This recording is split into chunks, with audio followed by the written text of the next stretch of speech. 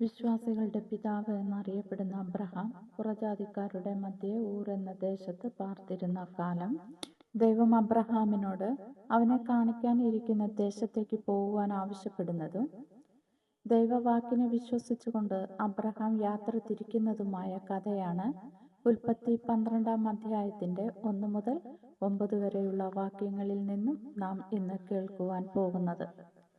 വിഗ്രഹാരാധികളുടെ മധ്യേ പാർത്തിരുന്ന അബ്രഹാമിനെ വിളിച്ചു വേർതിരിക്കുവാൻ ദൈവത്തിന് ഇഷ്ടം തോന്നി. ഒരു ദിവസം ദൈവം അബ്രഹാമിനെ വിളിച്ചിട്ട് പറഞ്ഞു, ഞാൻ നിന്നെ കാണിക്കാനിരിക്കുന്ന ദേശത്തേക്ക് പോകുക എന്ന്.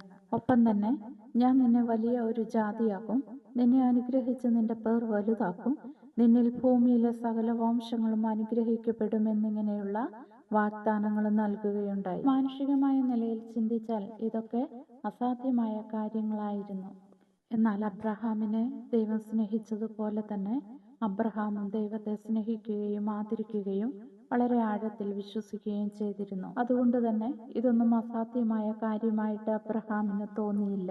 അബ്രഹാം ദൈവം പറഞ്ഞതനുസരിച്ച് സ്വദേശത്തെയും സ്വഭവനത്തെയും സ്വന്തം ജനത്തെയും എല്ലാം വിട്ടേച്ച് ദൈവം കാണിപ്പാനിരിക്കുന്ന ദേശത്തേക്ക് യാത്ര തിരിച്ച് വാഗ്ദത്തപ്രകാരം അനുഗ്രഹങ്ങളുടെ അവകാശമായ കനാൻ ദേശത്ത് ചെന്ന് ചേരുകയുണ്ടായി.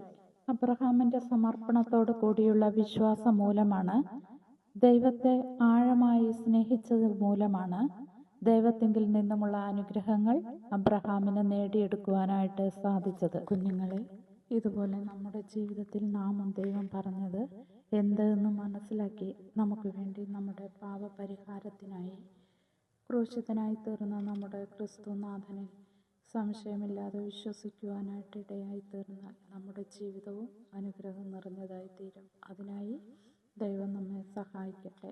ആമേൻ.